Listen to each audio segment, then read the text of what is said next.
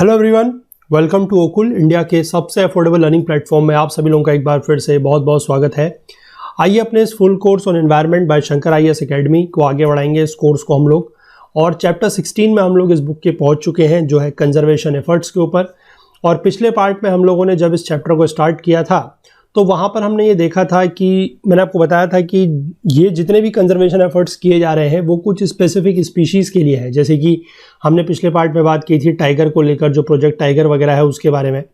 फिर आज जैसे हम लोग एलिफेंट के बारे में बात करेंगे, फिर आगे आने वाले लेक्चर्स में हम लोग वल्चर के बारे में बात करेंगे, वन हॉर्न राइनोसरस के बारे में बात करेंगे, फिर हमारा जो आपका हंगुल है उसके बारे में बात करेंगे, लेपर्ड, स्नो लेपर्ड के बारे में बात करेंगे।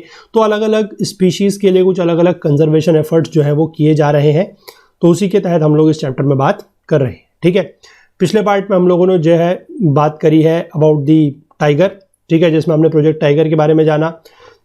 साथ ही साथ जो उसकी एक इम्पॉर्टेंट अथॉरिटी है, उससे संबंधित जो अथॉरिटी है that is about the NTCA, national tiger conservation authority, उसके पावर्स, उसके फंक्शंस के बारे में जाना। और जो रिसेंटली 2018 में टाइगर सेंसस हुआ है, जिसको ऑल इंडिया टाइगर एस्टिमेशन भी बोला जाता है, उसके डेटा के बारे में भी हमने थोड़ा बहुत चीज़ें जानी कि कहाँ पर जो है टाइगर की पॉपुलेशन बढ़ी है, कहाँ पर कम हुई है, ये सब चीज़ें जानी, किस तरीके से टाइगर सेंसस किया जाता है, क्या टेक्नोलॉजी वगैरह यूज़ होती है, ये सारी बातें हमने पिछले लेक्चर में करी है। ठीक है, तो आज हम लोग जो है रिलेटेड टू दी एलिफेंट बात करने वाले हैं, यानी कि प्रोजेक्ट एलिफेंट के बारे में बात करेंगे। और आगे वाले फिर लेक्चर्स में हम लोग फिर और स्पीशीज जैसे कि वल्चर्स है, स्नो लेपर्ड है, वन हॉर्न राइनोसरस है, डॉल्फिन वगैरह है, उनके बारे में बात करेंगे। ठीक है, तो आगे बढ़ने से पहले मैं आप सभी लोगों से एक बार फिर से एज यूजुअल रिक्वेस्ट करना चाहूँगा कि जो लोग इस कोर्स को, इस वीडियो सीरीज़ को फॉलो कर रहे हैं, जिनको ये पसंद आ रही है, वो ज़्यादा से ज़्यादा वीडियोज़ को लाइक करें, ज़्यादा से ज़्यादा शेयर करें अपने दोस्तों के साथ, कलीग्स के साथ, ताकि हमारे इन कोर्सेज़ का जो फ़ायदा है वो ज़्यादा से ज़्यादा लोगों तक पहुंच सके। और बाकी जो लोग चैनल पे नए हैं, जिन्होंने अभी तक हमारे चैनल को सब्सक्राइब नहीं किया है, मैं उन लोगों से भी रिक्वेस्ट करूंगा कि आप लोग चैनल को जरूर सब्सक्राइब कर लें और बेल आइकन प्रेस करना ना भूलें, ताकि हमारी तरफ से जो भी नया वीडियो पोस्ट हो तो उसका नोटिफिकेशन आप लोगों को मिल जाए। ठीक है, और इस पूरी की पूरी वीडियो सीरीज का जो फुल कोर्स है वो हमारी वेबसाइट पर अवेलेबल है। फुल कोर्स में आप लोगों के लिए एड फ्री वीडियोस है, यानी कि बिना किसी एडवर्टाइजमेंट वगैरह के आपको वीडियो मिल जाएंगे। साथ ही साथ चैप्टर वाइज नोट्स मिल जाएंगे PDF फॉर्म में, जिनको आप लोग डाउनलोड कर सकते हैं और अपनी सुविधा के हिसाब से जब चाहे डाउनलोड करके आप बिना इंटरनेट वगैरह के उनको पढ़ सकते हैं। और साथ ही साथ चैप्टर वाइज क्विजेज जो है वो भी अपडेट किए जाएंगे, सो दैट कि आप लोग अपनी इस सब्जेक्ट की तैयारी जो है वो पूरे के पूरे हमारे साथ, हमारे प्लेटफॉर्म के साथ कर सके। तो उसके लिए आपको करना क्या है, नीचे डिस्क्रिप्शन बॉक्स में एक लिंक दिया हुआ है, उस लिंक के थ्रू जाके आप लोग उस कोर्स में एनरोल कर सकते हैं। काफ़ी अफोर्डेबल रेट का वो कोर्स है, उसमें ऐसा कोई बहुत ज़्यादा पैसा आप लोगों से नहीं लिया जा रहा है। थोड़ा बहुत जो भी मेंटेनेंस चार्जेस वगैरह के लिए पैसे की ज़रूरत होती है वही हम आप लोगों से ले रहे हैं, क्योंकि हमारा जो मोटिव है कि being the one of the most affordable platform across the nation, वो हम सार्थक कर सके, उसको हम साबित कर सके। ठीक है, तो चलिए फिलहाल हम लोग जो है अपना डिस्कशन इस चैप्टर को लेकर, जो कंजर्वेशन एफर्ट्स पार्ट 2 के साथ स्टार्ट करते हैं।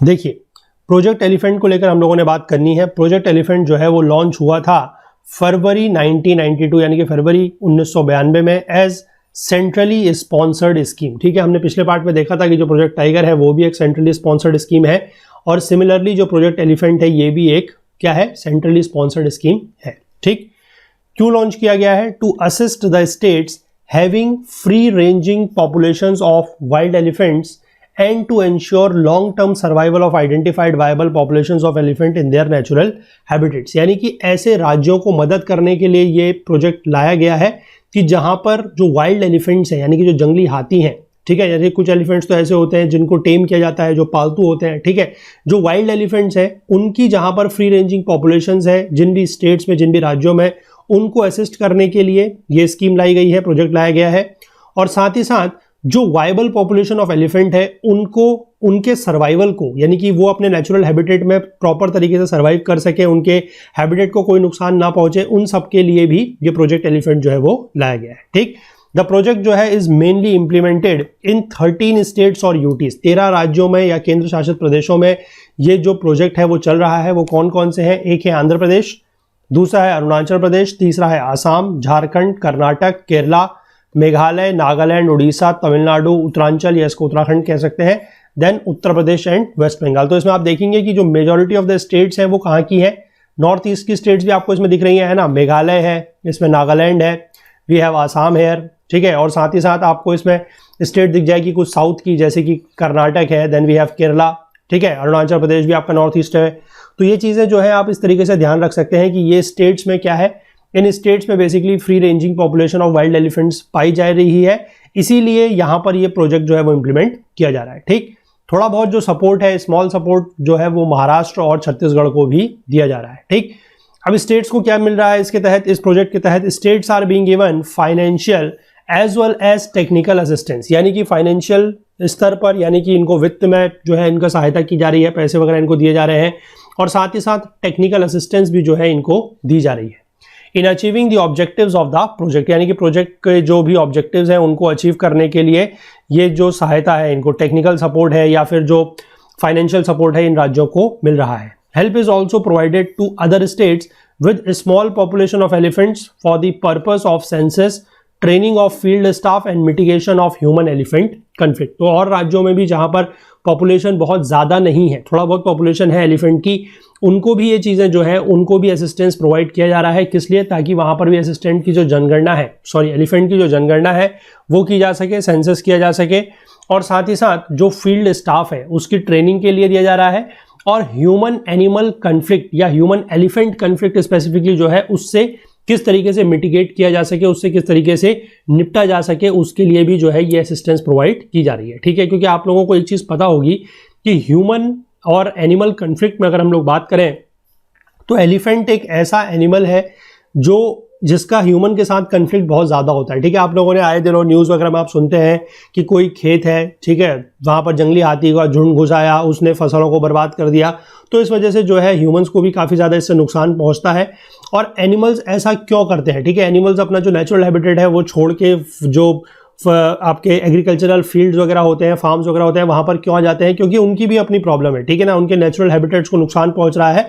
तो इसलिए मेन बात क्या है कि अगर हम एनिमल्स का जो नेचुरल हैबिटेट है, स्पेसिफिकली यहाँ पर अगर एलिफेंट की बात करें या इन और केसेस में अगर हम सारे के सारे एनिमल्स की बात करें, अगर हम उनके नेचुरल हैबिटेट को प्रॉपर तरीके से रखें, ठीक है, उसका मेंटेनेंस प्रॉपर तरीके से करें, अगर उसको हम कोई छेड़खानी ज़्यादा ना करें, उसको नुकसान ज़्यादा ना पहुँचाएं, तो फिर ये जो ह्यूमन एनिमल कन्फ्लिक्ट है ये अपने आप ही कम हो सकता है, ठीक है। चलिए, इसके बाद ऑब्जेक्टिव्स की अगर हम बात करते हैं तो ऑब्जेक्टिव्स क्या है? To protect the elephants, elephants है उनके हैबिटेट को प्रोटेक्ट करना है, उनका जो कॉरिडोर है उसको प्रोटेक्ट करना है। कॉरिडोर क्या होता है? कॉरिडोर बेसिकली वो होता है जिस रूट में एलिफेंट जो है वो चलते हैं, ठीक है, एक जगह से दूसरी जगह माइग्रेट करते हैं, that is known as the corridor. तो उसको भी प्रोटेक्ट करने की बात की जा रही है, ठीक है। To address the issues of animal man conflict, जो है मैन एनिमल कन्फ्लिक्ट है उसका जो मुद्दा है उसको भी एड्रेस करने की बात यहाँ पर की जा रही है। और साथ ही साथ जो डोमेस्टिकेटेड एलिफेंट्स हैं उनके कल्याण के, उनके भले के लिए भी यहाँ पर काम करने की बात की जा रही है, ठीक है। तो एम देख लेते हैं इसका क्या है? Ecologically restoring the natural habitats and migratory routes of the elephants. वही मैंने आपको बताया कि नेचुरल हैबिटेट को सही रखना सबसे पहले बहुत ज़्यादा ज़रूरी है, ठीक है ना। वाइल्ड एनिमल कभी भी ऐसा नहीं है कि अपने आप जो है वो ह्यूमंस को नुकसान पहुंचाना चाहते हैं, ठीक है, ऐसा नहीं है, ठीक।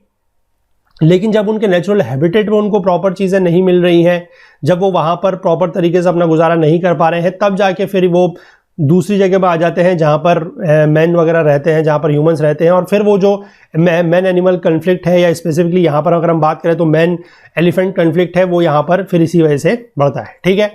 और साथ ही साथ जो इनका माइग्रेटरी रूट्स है, मतलब जो इनका बेसिकली एक कॉरिडोर होगा, उसको भी यहाँ पर रिस्टोर करने की बात की जा रही है, ठीक। Mitigation of the increasing conflicts between the man and elephant in important habitats and moderating the pressure of human and domestic stock activities in important elephant habitats। यानी कि जो कन्फ्लिक्ट है, मैंने वही बताया आपको, मैन और एनिमल को लेकर या मैन और एलिफेंट को लेकर जो भी कन्फ्लिक्ट वगैरह होते हैं उनके बीच में, उससे कैसे निपटा जाए, ठीक है, क्योंकि ये कन्फ्लिक्ट वगैरह मैंने आपको बताया है ये बढ़ते ही जा रहे हैं, ठीक है, इंपॉर्टेंट हैबिटेट्स में। और साथ ही साथ ह्यूमंस का और जो डोमेस्टिक लाइव स्टॉक है उसका जो प्रेशर है वो इंपॉर्टेंट एलिफेंट हैबिटेट पे, और उसको कैसे कम किया जाए, मॉडरेट किया जाए, वो भी इस प्रोजेक्ट का ही एक एम है, ठीक। इसके बाद है developing scientific and planned management measures for the conservation of elephants, यानी कि एलिफेंट्स को कंजर्व करने के लिए किस तरीके से हम लोग साइंटिफिक मेजर्स या फिर वेल प्लान्ड मेजर्स डेवलप कर सकते हैं, बना सकते हैं, वो भी इसमें बात है।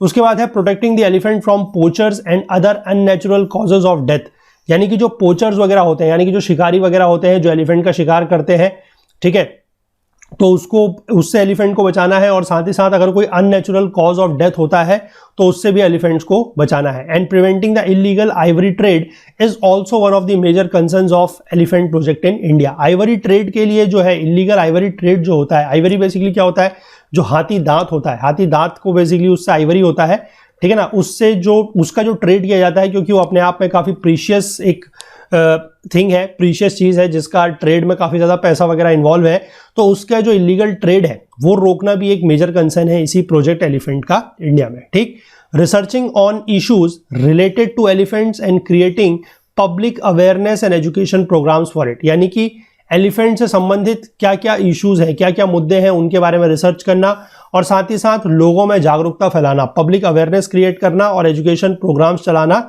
इसको लेकर ये भी इसका एक एम है।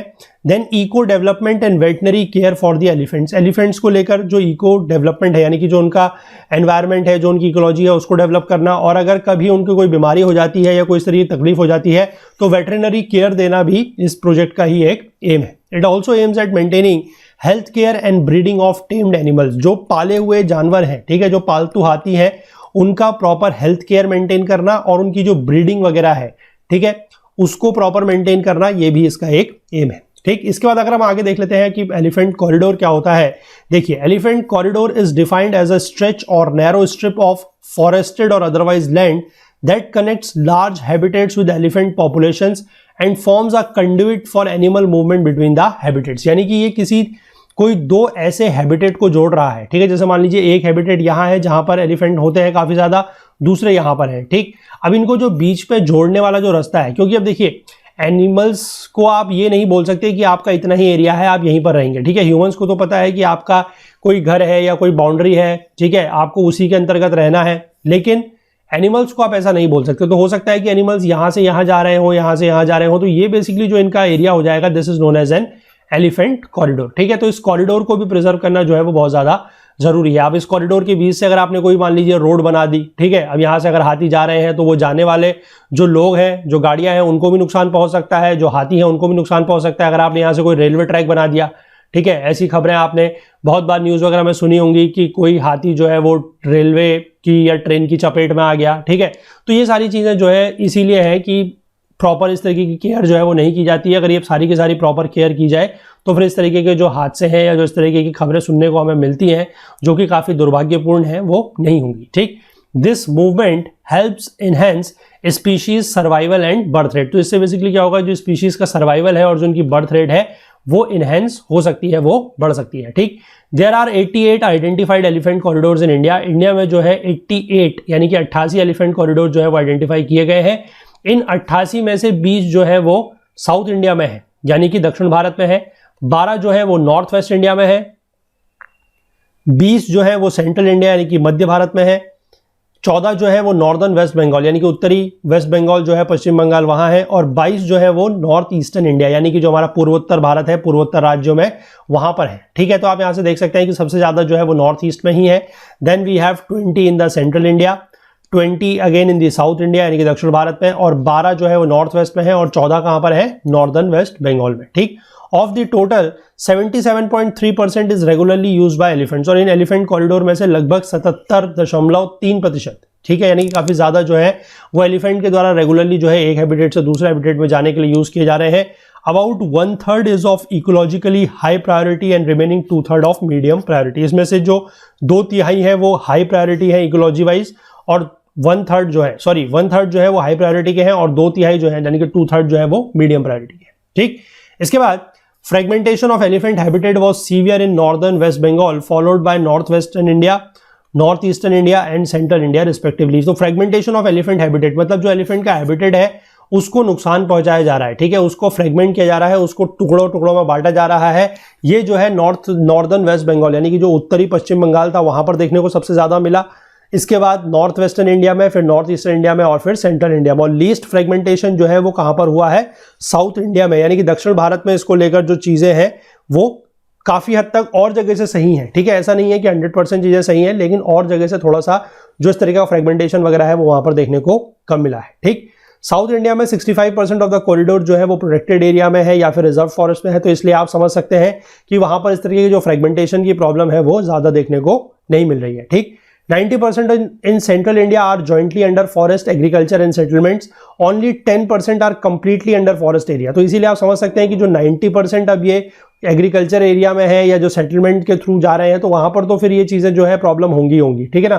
कंप्लीटली फॉरेस्टेड एरिया के अंदर कितने हैं, सिर्फ 10%। ठीक, nationally only 24% of the corridors are under complete forest cover. तो यहां पर देख सकते हैं कि इकोलॉजी वाइज भी फॉरेस्ट कवर वगैरह कितना है, सिर्फ 24% ही ऐसे कॉरिडोर्स हैं जो कंप्लीट फॉरेस्ट के अंदर है। ठीक, अब ये देखिए कि जो एलिफेंट कॉरिडोर्स हैं इनको बेसिकली थ्रेट या खतरा क्या क्या है। The primary threat is a habitat loss leading to fragmentation and destruction caused by developmental activities like construction of buildings, roads, railways, holiday resorts and fixing solar energized electric fencing etc. तो ये मैंने आपको बताया कि जो habitat loss है, ठीक है, और एलिफेंट कॉरिडोर को लॉस, हैबिटेट का लॉस कैसे होगा, ये तो फ्रेगमेंटेशन है, या फिर हम वहां पर क्या कर रहे हैं, उस हैबिटेट जो कॉरिडोर है, जो एलिफेंट कॉरिडोर है, उसके थ्रू हम लोग कुछ इस तरह की कंस्ट्रक्शन एक्टिविटीज, यानी कि वहां पर हमने बिल्डिंग बना दी, ठीक है, वहां पर सेटलमेंट्स वगैरह कर दिए, वहां पर इंफ्रास्ट्रक्चर डेवलपमेंट कर दिया, यानी कि रोड, रेलवे वगैरह, हॉलिडे रिसोर्ट्स, इस तरह की चीजें बना दी, तो इससे भी फिर क्या है कि एलिफेंट्स को नुकसान पहुंच रहा है। और हमने वहां पर सोलर एनर्जाइज इलेक्ट्रिक फेंसिंग बना दी, तो उससे भी फिर एलिफेंट को करंट वगैरह लगेगा तो वो मर सकते हैं। ठीक, coal mining and iron ore mining is the two single biggest threats to elephant corridors in central India. Central India यानी कि केंद्रीय भारत में आपको या मध्य भारत में आपको पता है कि कोल एरियाज पाए जाते हैं झारखंड वगैरह के आसपास, ठीक है। सिमिलरली आप मध्य प्रदेश या झारखंड के रीजन में ही बात करें तो आयरन ओर के माइंस वगैरह काफी हैं, ये चीज आपने ज्योग्राफी वगैरह में पढ़ी होंगी, ठीक है। तो वहां पर ये जो तो इस तरीके की माइनिंग साइट्स वगैरह जो है वहां से भी इनको क्या हो रहा है, नुकसान पहुंच रहा है। ठीक, उड़ीसा, झारखंड और छत्तीसगढ़ जो है ये मिनरल रिच स्टेट्स है, मैंने आपको पहले ही बताया, यहाँ पर कोल वगैरह काफ़ी ज़्यादा है, आयरन ओर वगैरह काफ़ी ज़्यादा पाया जाता है। ठीक, और साथ ही साथ यहाँ पर जो है highest number of elephant corridors भी पाए जाते हैं, तो which make them known for elephant man conflict. सब ऑब्वियस ही बात है, जहाँ पर एनिमल और ह्यूमंस, ठीक है, यानी कि एलिफेंट की बात कर लें या हम मैन की बात कर लें, तो जहाँ पर दोनों के ही फायदे की चीज़ें हैं, जैसे कि एलिफेंट कॉरिडोर सबसे ज़्यादा है तो वहाँ पर इसका मतलब एलिफेंट भी ज़्यादा ही होंगे और वहाँ पर एलिफेंट का आना जाना भी कॉरिडोर के थ्रू ज़्यादा होगा, ठीक है, ऑब्वियस ही बात है। और साथ ही साथ मिनरल रिच एरियाज भी हैं तो वहाँ पर मिनरल भी पाए जाएंगे। अब ऑब्वियस ही बात है कि अगर आप उड़ीसा में जो है आप आयरन ओर की माइनिंग नहीं करेंगे या आप कोल माइनिंग नहीं करेंगे, झारखंड में आप अगर कोल माइनिंग नहीं करेंगे तो आप कहाँ करेंगे? आप जाके हिमाचल प्रदेश में तो कोल माइनिंग नहीं कर सकते क्योंकि वहाँ पर कोल है ही नहीं, ठीक है। तो इसलिए अब इन दोनों के, जब दोनों के वहाँ पर चीज़ें एक ही जैसी, मतलब एक ही जगह पर दोनों के इंटरेस्ट लाइक कर रहे हैं, तो वहाँ पर फिर दोनों के बीच में जो कन्फ्लिक्ट है वो होना लाजमी सी बात है, ठीक है। तो इसलिए अब ऑब्वियस ही बात है, अब एलिफेंट को तो समझा नहीं सकते, समझना मैन को ही पड़ेगा, तो इसीलिए फिर मैन की ही ये जिम्मेदारी पड़ती है या हमारी एज सच ह्यूमंस की ये जिम्मेदारी पड़ती है कि हम इस चीज़ को समझें और इसका एक प्रॉपर मैनेजमेंट करें ताकि जो है हमारे को भी नुकसान ना हो, यानी कि हम लोग भी जो है अपनी आयरन ओर की माइनिंग है या कोल माइनिंग है वो भी कर सकें, और साथ ही साथ जो एलिफेंट वगैरह हैं उनके कॉरिडोर वगैरह को भी और उनके जो हैबिटेट है उसको भी नुकसान ना पहुंचे, ठीक। साथ ही साथ इसमें लिखा गया है कि सीरियस पोचिंग प्रॉब्लम भी है, as elephant ivory from the tusk is extremely valuable. मैंने आपको भी बताया कि एलिफेंट का जो टस्क होता है, यानी कि जो हाथी का दांत होता है, उससे जो आइवरी निकलता है वो काफ़ी ज़्यादा वैल्यूएबल है, कीमती है, तो इसलिए इसकी पोचिंग प्रॉब्लम्स भी यहाँ पर देखने को मिलती हैं, ठीक। Elephants need extensive grazing grounds and most reserves can not accommodate them, ठीक है। अब एलिफेंट को क्या है कि जो ग्रेजिंग ग्राउंड होता है वो काफ़ी बड़ा चाहिए होता है, ठीक है, एक्सटेंसिव ग्रेजिंग ग्राउंड चाहिए होता है, और मोस्ट रिजर्व्स ऐसे होते हैं जो उनको एकोमोडेट नहीं कर सकते। If protected areas are not large enough, elephant may search for food elsewhere. तो इनके लिए जो प्रोटेक्टेड एरिया है वो एक छोटा मोटा प्रोटेक्टेड एरिया में ये नहीं रह सकते, इनके लिए काफ़ी बड़े प्रोटेक्टेड एरिया की ज़रूरत है, ठीक है। तो इसीलिए बेसिकली क्या है कि अगर प्रोटेक्टेड एरिया काफ़ी बड़ा नहीं होगा तो फिर ये और जगह जाके क्या करेंगे, अपने लिए खाने वगैरह ढूंढेंगे। तो this often results in conflicts with humans due to elephant raiding or destroying the crops. फिर मैंने आपको वही बताया कि जैसे ये खबरें वगैरह सुनने को देखने को मिलती हैं कि हाथी का जो झुंड है वो जंगली हाथियों के झुंड ने यहाँ की फसल बर्बाद कर दी, इस गांव में इस खेत में घुस गए, वो सब चीज़ें, ठीक है। तो वो इसीलिए होती है क्योंकि हम उनके जो नेचुरल हैबिटेट है उसको नुकसान पहुंचा रहे हैं। तो मिटिगेशन की अगर हम बात कर लें तो fusion of the corridors with nearby protected areas wherever feasible, in other cases declaration as ecologically sensitive areas और conservation reserves to grant protection. ये सारी चीज़ें हम करके जो है मिटिगेशन कर सकते हैं, इससे बच सकते हैं। During the process of securing a corridor monitoring for animal movement have to be carried out. अब जब हम किसी भी कॉरिडोर को सिक्योर कर रहे हैं तो पहले हमें यह देखना पड़ेगा कि जो एनिमल है उसका जो मूवमेंट है, ठीक है, उसको हमें मॉनिटर करना पड़ेगा। ठीक, depending on the need habitat restoration work shall also be done. उसके बाद जरूरत के हिसाब से जो है हैबिटेट का रिस्टोरेशन भी किया जा सकता है। ठीक है, securing the corridor involves sensitising local communities to the option of voluntarily relocation outside the conflict zone to safer areas. अब ऑब्वियस सी बात है, मैंने आपको फिर से वही बताया कि हाथियों के बीच में जो अगर मैन भी है, मतलब उनके साथ अगर मैन भी हैं आसपास के एरियाज में, तो जो ह्यूमंस हैं या जो मैन हैं उन्हीं को समझना पड़ेगा। ठीक है ना, तो यहाँ पर यही बात बोली गई है कि जो लोकल कम्युनिटीज हैं उनको थोड़ा सा सेंसिटिव होना पड़ेगा इस चीज को लेकर, और वही वॉलंटरीली रिलोकेट कर सकते हैं। ठीक है, एलिफेंट को अगर आप बोलेंगे कि आपको यहाँ नहीं जाना है वहां नहीं जाना है, तो वो नहीं समझेगा। ठीक है, तो इसीलिए ये ह्यूमंस की जिम्मेदारी है कि हम इस चीज को समझें। It would also have great conservation value, preventing further fragmentation of the continuous forest habitat by encroachment from urban areas, as well as providing continued refuge for tiger, elephant, sambar, marsh crocodile, घड़ियाल and many का species of bird। तो इसीलिए हमारा क्या है, conservation value भी इनकी काफ़ी ज़्यादा है। ठीक है, और इनका जो फॉरेस्ट हैबिटेट है, यानी कि अभी एनिमल्स हैं तो ये फॉरेस्ट में रहेंगे, तो इनका जो फॉरेस्ट हैबिटेट है उसके फ्रेगमेंटेशन को भी हमें प्रिवेंट करना है। ठीक है, अर्बन एरियाज से, और साथ ही साथ जो है कि ये जो tiger, elephant, sambar, marsh crocodile, घड़ियाल और मैनी स्पीशीज ऑफ बर्ड है, इनके लिए हम जो है रिफ्यूज यानी कि शरण के लिए जगह रहने दें। ठीक है, हम इनको जो है नुकसान वगैरह एज सच ना पहुंचाएं। ठीक, इसके बाद अगर हम बात करते हैं monitoring of illegal killing of elephant, that is MIKE programme. ये प्रोग्राम है, that is MIKE programme, mandated by the COP, that is Conference of Parties Resolution of Sites। MIKE programme started in South Asia in the year 2003 with the following purpose. ये CITES वगैरह क्या है इसके बारे में हम लोग जो है आगे जाके पढ़ेंगे। तो यहाँ पर जो इंपॉर्टेंट बात है वो ध्यान रखनी है कि जो माइक प्रोग्राम है वो साइट्स की एक COP के तहत जो है स्टार्ट हुआ है साउथ एशिया में 2003 सन में। ठीक है, और पर्पस क्या है, to provide information needed for elephant range states to make appropriate management and enforcement decisions. यानी कि जो एलिफेंट रेंज स्टेट्स है उनके लिए जो भी इंफॉर्मेशन की जरूरत है वो इंफॉर्मेशन उनको प्रोवाइड करना, ताकि वहां पर प्रॉपर मैनेजमेंट और इन्फोर्समेंट के डिसीजन जो है वो लिए जा सके। And to build institutional capacity within the range states for the long term management of their elephant population. और वहां पर जो एलिफेंट की पॉपुलेशन है उसको हम लंबे समय तक किस तरीके से उसका प्रॉपर मैनेजमेंट वगैरह कर सकते हैं, उसके लिए कैपेसिटी बिल्ड करने की बात भी यहाँ पर कही जा रही है। ठीक है, इसके बाद मेन ऑब्जेक्टिव्स देख लीजिए, to measure the levels and trends in the illegal hunting of elephant. की एलिफेंट की अगर इलीगल हंटिंग हो रही है तो कितने स्तर पर हो रही है, उसका लेवल क्या है, उसका ट्रेंड वगैरह क्या है, कि किस साल कितनी हुई, कहां पर हुई, किस पर्पस के लिए हुई, ये सारी चीजें हम वहां पर देख सकते हैं। ठीक, to determine the changes in these trends over the time, और इन ट्रेंड्स में किस तरीके का चेंज आ रहा है वो भी देख सकते हैं।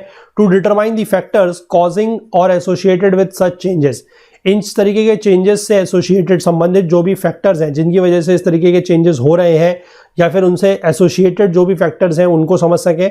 And to try and assess in particular to what extent observe trends are a result of any decisions taken by the conference of parties to CITES. और इसमें हम फिर ये देख सके कि जो भी ये साइट्स की जो COP हुई है, जो कॉन्फ्रेंस ऑफ पार्टीज में जो भी डिसीजन वगैरह लिया गया है, उससे इन ट्रेंड्स पर क्या असर पड़ रहा है, कि क्या ये जो हम इसको नुकसान पहुंचा रहे थे, जो इसकी इलीगल हंटिंग वगैरह हो रही थी, वो कम हो रही है, नहीं हो रही है, ये सारी चीजें हम इस पर देख सकें। ठीक, under the programme data are being collected from all sites on monthly basis. ठीक है, मंथली बेसिस पे यानी कि हर महीने के स्तर पर जो है डेटा कलेक्ट किया जाता है in specified MIKE patrol form and submitted to the sub-regional support office for South Asia program located in Delhi, who are assisting ministry in the implementation of the program। ठीक है, इसके बाद एक programme और है, दैट इज हाथी मेरे साथी। हाथी मेरे साथी एक कैंपेन है launch by the Ministry of Environment and Forest in partnership with the Wildlife Trust of India. ठीक है, to improve the conservation and welfare prospects of the elephant, India's national heritage animal. तो यहां से आप ये note down कर सकते हैं कि एलिफेंट क्या है, इंडिया का नेशनल हेरिटेज एलिफेंट है। और ये कैंपेन जो है लॉन्च किया गया था, एक एलिफेंट 8 की मिनिस्ट्रियल मीटिंग हुई थी हेल्ड इन न्यू दिल्ली 24 मई 2011 को। हालांकि ये बहुत पुराना टाइम हो गया है, लेकिन फिर भी आप थोड़ा बहुत चीजें जो है इससे संबंधित वो नोट डाउन यहां से कर सकते हैं। ठीक है, E8 कंट्रीज कंप्राइज ऑफ, ये E8 कंट्रीज कौन कौन सी हैं ये ध्यान रख लीजिएगा। इंडिया हो गया, इसमें then we have Botswana, the Republic of Congo, Indonesia, Kenya, Sri Lanka, Tanzania and Thailand. और this public initiative was aimed at increasing the awareness among people and developing friendship companionship between people and elephant. तो ये basically इसीलिए किया गया था क्योंकि हाथी मेरे साथी जो नाम है वो इसीलिए दिया गया है कि लोगों के बीच में जो है वो जागरूकता को बढ़ाना और ताकि क्या हो सके कि जो एनिमल है या फिर जो एलिफेंट है और लोग हैं उनके बीच में फ्रेंडशिप और कंपेनियनशिप हो सके और जो कन्फ्लिक्ट वाली बात है वो यहाँ पर कम हो सके। तो इसी के लिए ये जो कैंपेन है हाथी मेरे साथी वो लॉन्च किया गया था। ठीक है, इसके बाद एक कैंपेन और है, that is the mascot Gaju. ये क्या है देखिए, the campaign focuses on various target audience groups including local near elephant habitats, youth, policy makers among others. इन सबको यहाँ पर इंक्लूड करने की बात है। It envisions setting up of Gaj centers in elephant landscape across the country to spread awareness on their plight and invokes people participation in addressing the threats to them। यानी कि ये क्यों बनाया गया है, इसको लेकर विजन क्या है इसको बनाने के पीछे, ये है कि हमें एलिफेंट सेंटर्स या जो गज सेंटर्स हैं वो एलिफेंट लैंडस्केप्स में बनाने हैं, पूरे देश में अक्रॉस द कंट्री बनाने हैं। क्यों? ताकि हम इनका जो प्लाइट है यानी कि जो ये दुख दर्द झेल रहे हैं बेचारे हाथी, इनको लेकर हम लोग जो है अवेयरनेस जो है उसको स्प्रेड कर सके, अवेयरनेस को फैला सके। ठीक है, और लोगों का जो पार्टिसिपेशन है उसको इन्वोक कर सके, यानी कि ज्यादा से ज्यादा लोग जो है वो पार्टिसिपेट कर सके किसमें, जो भी इनको थ्रेट है, जो भी इनको खतरे हैं उनको उनसे निपटने के लिए या उनको एड्रेस करने के लिए। ठीक, it also plans to build capacity of production and law enforcement agencies at the ground level and advocate for policies favoring the pachyderms, that is the elephant। ठीक, recommended by the Elephant Task Force, that is ETF, constituted by the ministry, the campaign to take Gaj to the Praja, यानी कि take Gaj to the Praja aims to provide awareness and encourage people participation in elephant conservation and welfare। ठीक है, वही बात यहाँ पर बोली जा रही है। अब हर जगह देखिएगा कि लोगों के पार्टिसिपेशन को बढ़ाने की बात की जा रही है ताकि एलिफेंट का कंजर्वेशन किया जा सके और उनका वेलफेयर भी किया जा सके। ठीक, Asian elephant is threatened by habitat degradation. जो एशियन एलिफेंट है उसका हैबिटेट डिग्रेडेशन हो रहा है, कन्फ्लिक्ट्स हो रहे हैं, उसकी पोचिंग हो रही है आइवरी के लिए, और these threats are more intense in India which harbours more than 50% of the world's Asian elephant population. और ये जो सारे के सारे खतरे हैं वो इंडिया में काफी ज्यादा है, जहां पर 50% से ज्यादा एशियन एलिफेंट की पॉपुलेशन पाई जाती है। India has about 25,000 elephants in the wild. Despite this seemingly large number, the elephant particularly the tuskers, जो मेल होते हैं tuskers in India, is as threatened as a tiger. तो उनको खतरा जो है वो काफी ज्यादा है, और there are just about 1200 tuskers left in the country. और टस्कर्स को नुकसान ज्यादा क्यों है आप समझ सकते हैं।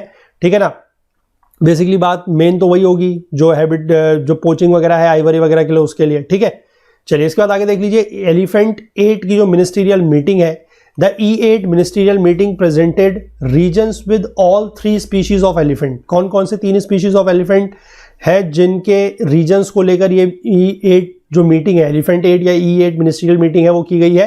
पहला है एलिफिस मैक्सिमस, लॉक्सोडोंटा अफ्रीकाना एंड लॉक्सोडोंटा साइक्लोटिस। ठीक, The participants included policymakers, conservationists, scientists, historians, art and culture experts among the participating countries। तो इन जो भी participating countries है उनके ये सारे के सारे लोग जो है इसमें participants रहे हैं। ठीक, discussions covered the wide range of issues categorized under 3 basic themes। और वो themes क्या क्या है, science and conservation, management and conservation, cultural and ethical perspectives of conservation। इन ये 3 themes के ऊपर जो है ये यहाँ पर discussions किए जाए हैं। ठीक है, the E8 countries besides resolving to take necessary steps in the direction of elephant conservation also decide to actively pursue a common agenda to ensure a long-term welfare and survival of all the elephants in all range countries। तो इन्होंने क्या किया है, elephant conservation को लेकर तो important steps जो है वो लिए ही है, इस डायरेक्शन में तो इंपॉर्टेंट स्टेप्स लिए ही हैं।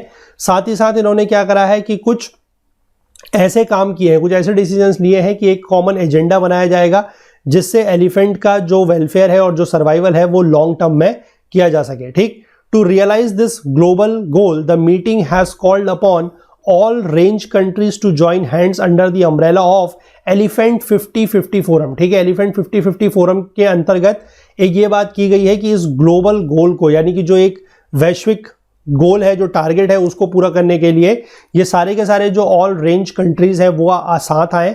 ठीक है, और उसके लिए ये एक एलिफेंट 50-50 फोरम के अंतर्गत काम किया जाए।